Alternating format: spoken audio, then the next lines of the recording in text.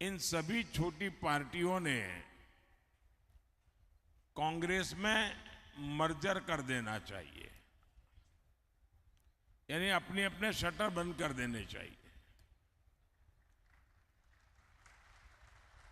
क्योंकि उनको लगता है कि अगर ये सभी दुकानें उस दुकान में मिल जाएगी तो शायद इतना नंबर हो जाए ताकि वो मान्य विपक्ष बन जाए। ये हाल है इनका। साथियों, ये नकली शिवसेना,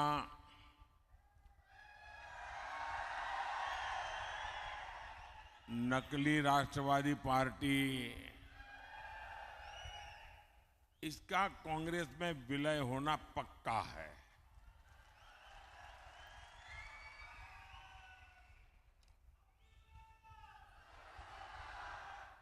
और जब ये नकली शिवसेना का कांग्रेस में विलय हो जाएगा, मुझे सबसे ज्यादा याद बाला साहब ठाकरे की आएगी, क्योंकि बाला साहब जी कहते थे जिस दिन लगा कि शिवसेना कांग्रेस बन गई है उस दिन शिवसेना समाप्त कर दूंगा।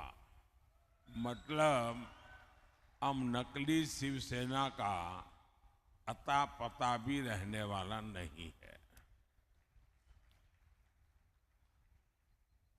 और मुझे लगता है ये जो विनाश हो रहा है, ये बाला साहब को सबसे ज्यादा दुखी करता होगा। साथियों, नकली शिवसेना ने बाला साहब के हर सपने को चूर चूर कर दिया है। बाला साहब ठाकरे का सपना था अयोध्या में भव्य राम मंदिर का निर्माण हो।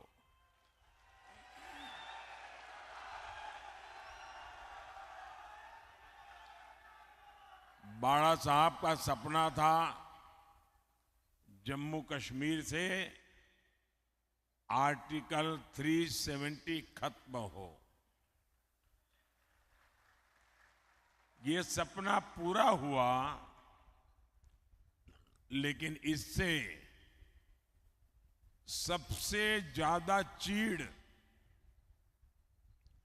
ये नकली शिवसेना को हो रही है। कांग्रेस ने प्राण प्रतिष्ठा के निमंत्रण को ठोकर मारी। नकली शिवसेना ने भी वही रास्ता चुना। कांग्रेस के लोग मंदिर के लिए अनाप शनाप बातें कर रहे हैं और नकली शिवसेना एकदम चुप है। इनकी ये पार्टनरशिप पाप की पार्टनरशिप है और पूरे महाराष्ट्र के सामने इनका पाप एक्सपोज हो चुका है। साथियों, ये नकली शिवसेना वाले उस कांग्रेस को सिर पर उठाए घूम रहे हैं जो कांग्रेस वीर सावरकर जी को दिन रात गालियां देती है। महाराष्ट्र की स्वाभिमानी और राष्ट्रभक्त जनता ये जब देखती हैं, ये जब सुनती हैं, तो महाराष्ट्र के लोगों का गुस्सा 7वें आसमान पर चढ़ा हुआ है।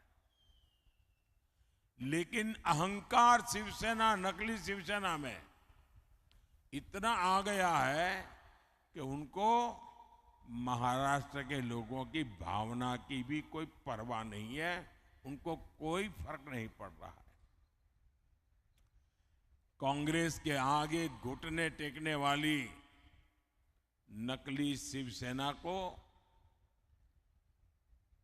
सजा देने का मन पूरे महाराष्ट्र ने बना लिया है। और 4 चरण के जो चुनाव हुए हैं, इन चारों चरण में इनको चारों तरफ से चित्त कर दिया है जनता ने।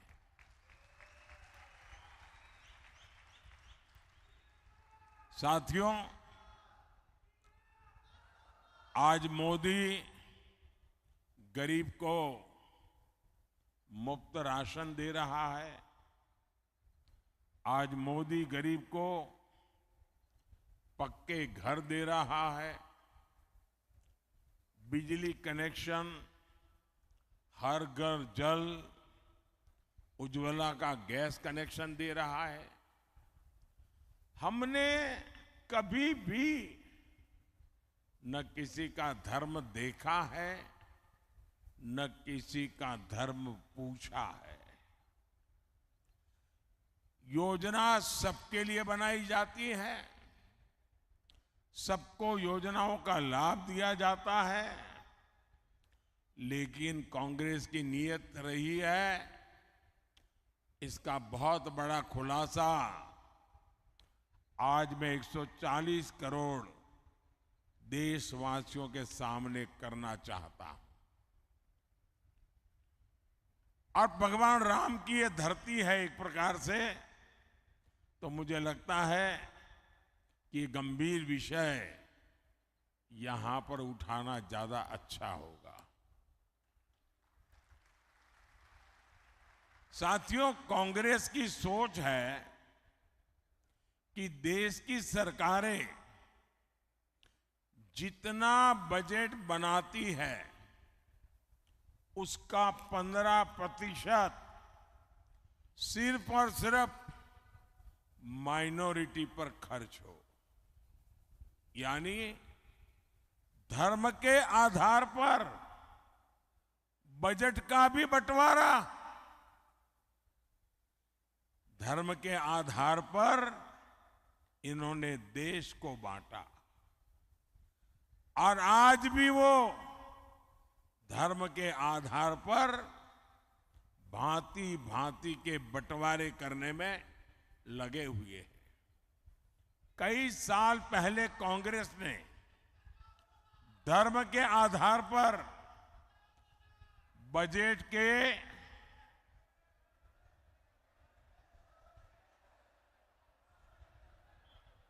आवंटन को हरी झंडी दिखा दी थी।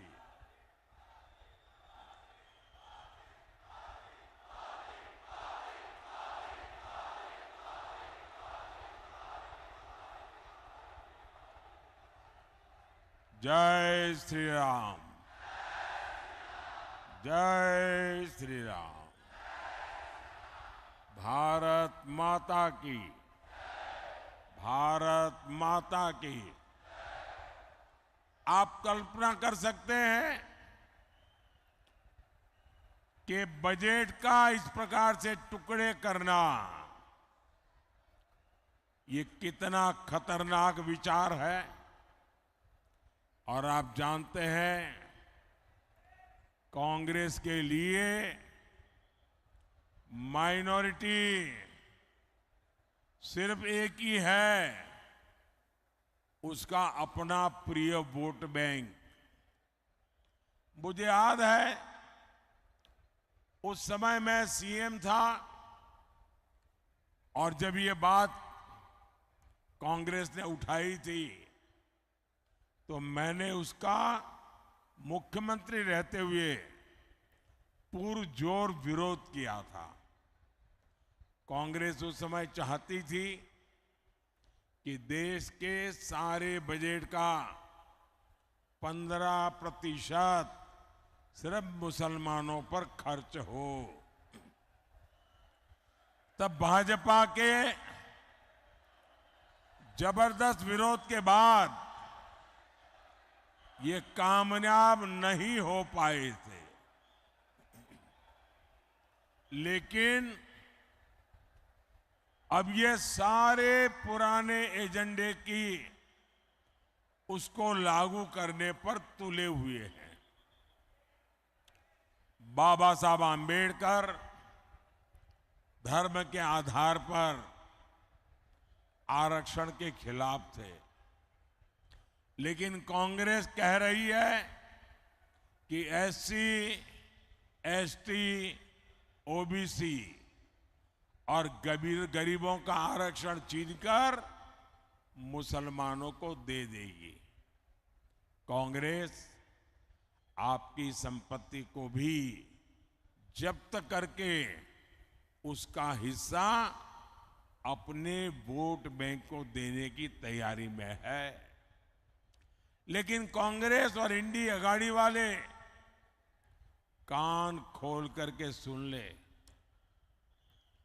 मोदी धर्म के आधार पर न बजट बांटने देगा और न ही धर्म के आधार पर आरक्षण देगा।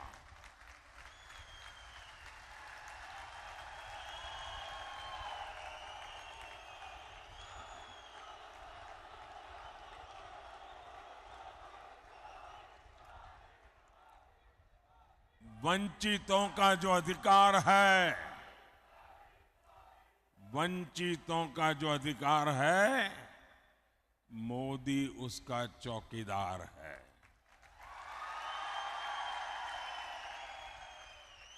भाइयों और बहनों, हम तो छत्रपति शिवाजी महाराज की प्रेरणा से काम करने वाले लोग हैं। ये चुनाव सिर्फ एमपी चुनने का नहीं है, बल्कि पीएम चुनने का है। ऐसा पीएम जो ताकतवर भारत बनाने के लिए कड़े और बड़े फैसले ले सके।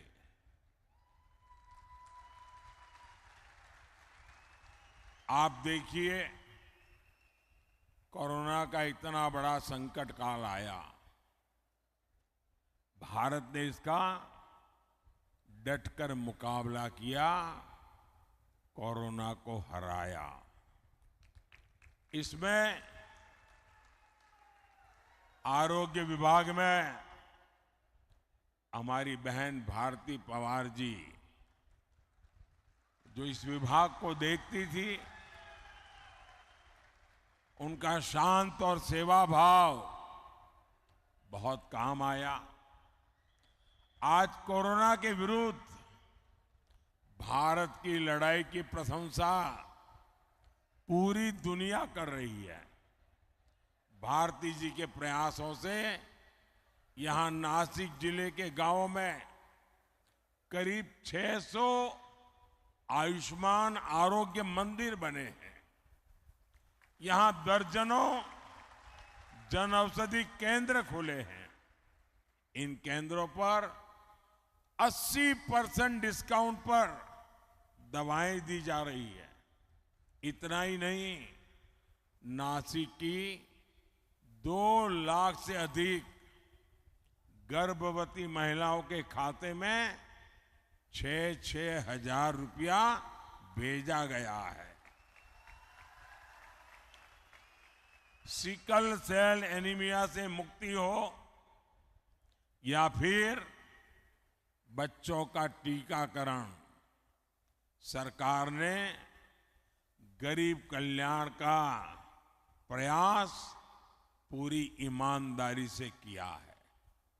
साथियों, आपके स्वास्थ्य को लेकर अब तो मोदी ने एक और बड़ी गारंटी दी है। अब महाराष्ट्र के सभी परिवारों के 70 साल से ऊपर के जो बुजुर्ग हैं, उनको 5 लाख रुपए तक का मुफ्त इलाज ये मोदी की जिम्मेवारी रहेगी।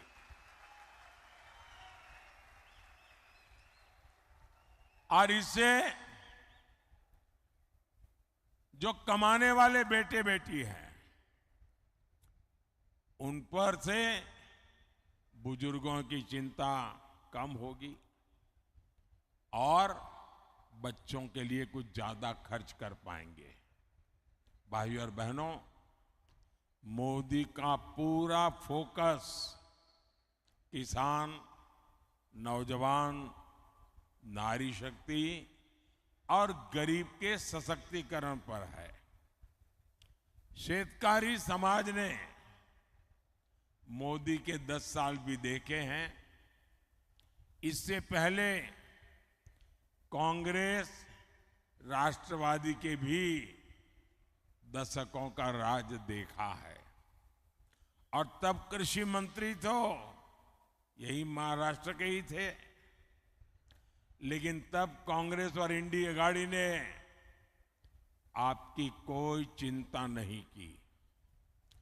आज पीएम किसान सम्मान निधि के 12,000 रुपये हर साल यहां हर किसान परिवार को मिलते हैं। यानी आने वाले 5 साल में कम से कम 60,000 रुपये हर किसान को मिलना तय है। पहले 1 पैसा भी मिलता था क्या? मैं मानता हूं मेरे किसान भाई बहन मोदी को कभी भी भूलेंगे नहीं। कांग्रेस के राज में किसानों के लिए झूठे पैकेज घोषित होते थे। कोई किसान बता दे, क्या आपको इन पैकेज में से 1 रुपया भी मिलता था? साथियों, मोदी किसान हित को हमेशा सर्वोपरि रखता है। नासिक और ये क्षेत्र तो प्याज और अंगूर की खेती के लिए प्रसिद्ध है।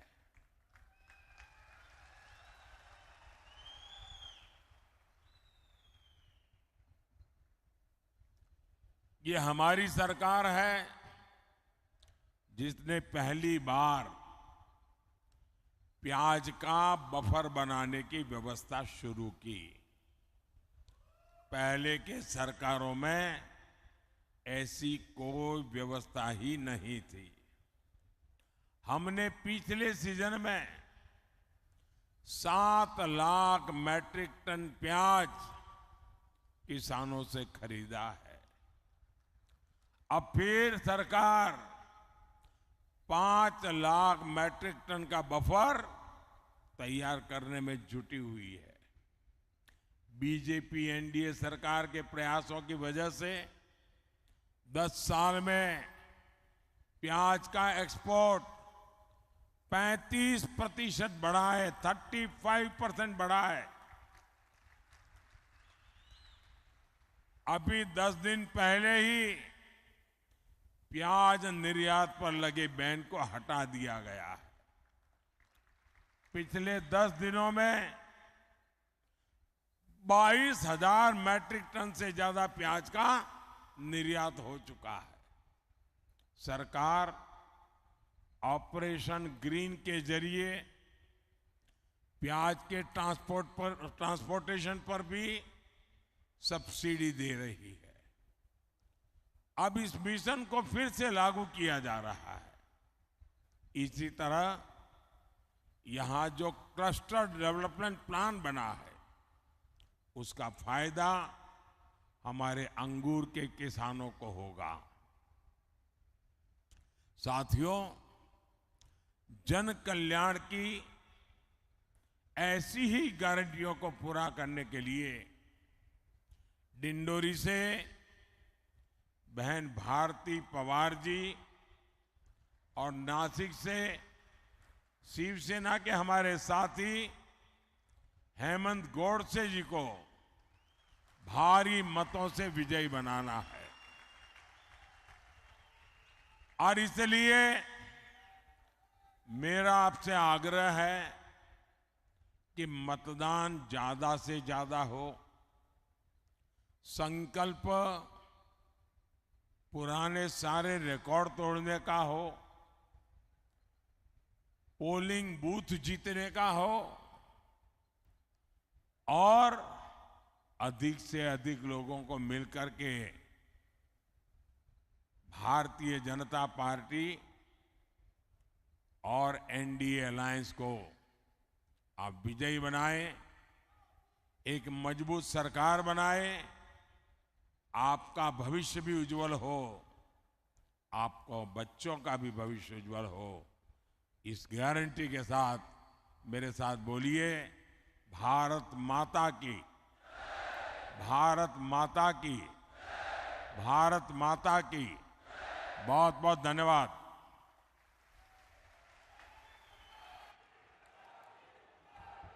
इस देश का गरीब, किसान, मजदूर, सामान्य जनों के मसीहा और विकसित भारत का संकल्प लेकर चलने वाले हमारे यशस्वी प्रधानमंत्री जी मोदी जी साहब का जोर से आप आभार करेंगे, तालियां बजाकर, ऊपर हाथ करके। सब हाथ ऊपर और तालियां बजाओ उनके लिए। और आप नासिक का सब सलाम करेंगे। उनका बहुत बहुत धन्यवाद, आज यहाँ आके हमें संबोधित किया। जोर से जय श्री राम, भारत माता की।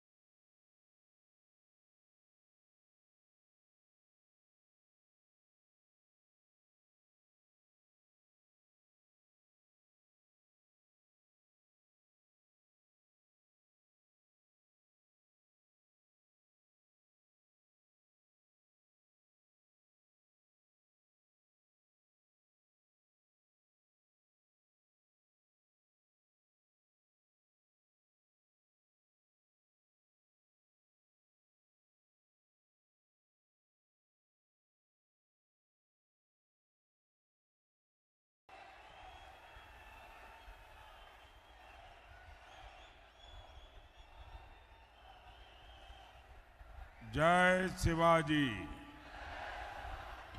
जय शिवाजी, जय शिवाजी।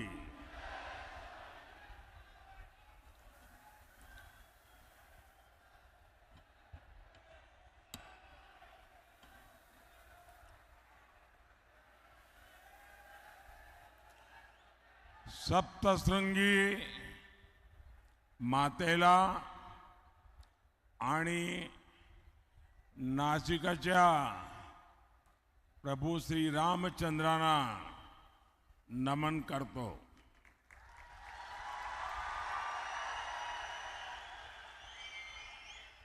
कल काशी में मैंने बाबा विश्वनाथ और काल भैरव का आशीर्वाद लेकर नामांकन किया और आज यहां त्र्यंबकेश्वर की धरती पर हूं। भगवान कालाराम की धरती पर हूं। मैं सभी को प्रणाम करता हूं। साथियों, आपकी सेवा यही मेरे जीवन का सबसे बड़ा लक्ष्य है।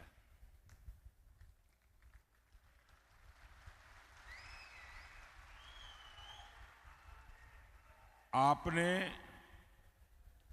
पिछले 10 साल में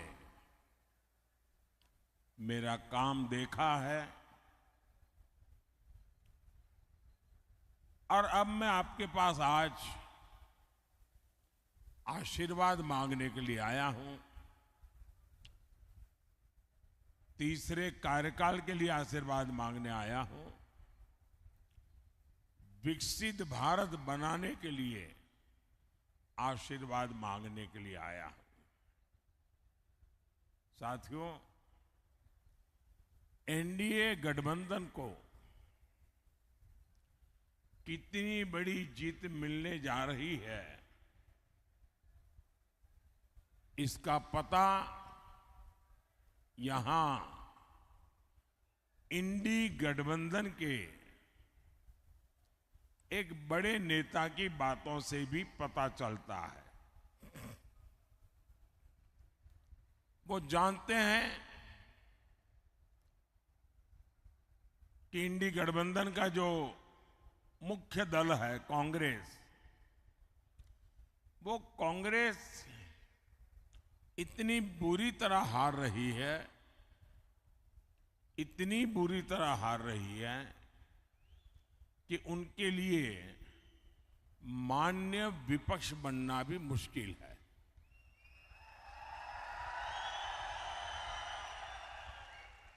और इसलिए यहां के जो नेता है इंडी अलायंस के,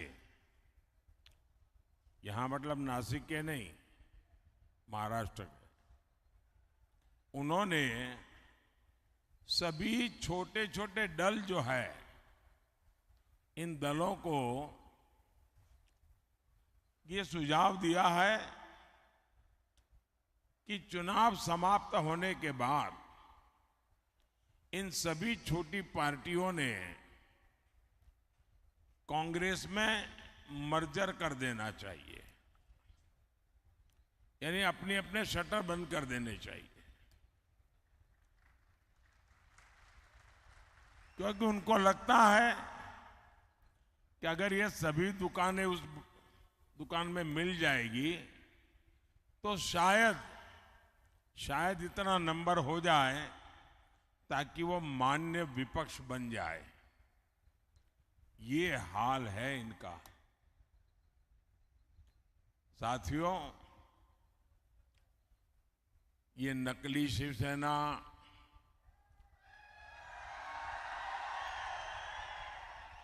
नकली राष्ट्रवादी पार्टी, इसका कांग्रेस में विलय होना पक्का है।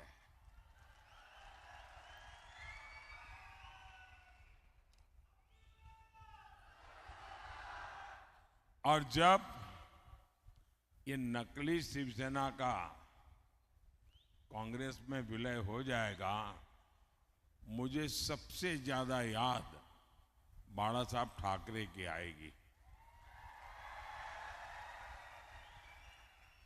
क्योंकि बाला साहब जी कहते थे, जिस दिन लगा कि शिवसेना कांग्रेस बन गई है, उस दिन शिवसेना समाप्त कर दूंगा। मतलब अब नकली शिवसेना का अता पता भी रहने वाला नहीं है। और मुझे लगता है ये जो विनाश हो रहा है,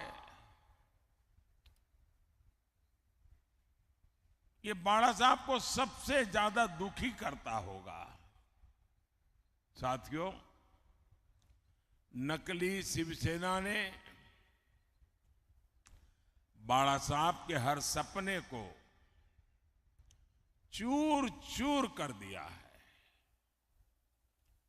बाला साहब ठाकरे का सपना था अयोध्या में भव्य राम मंदिर का निर्माण हो।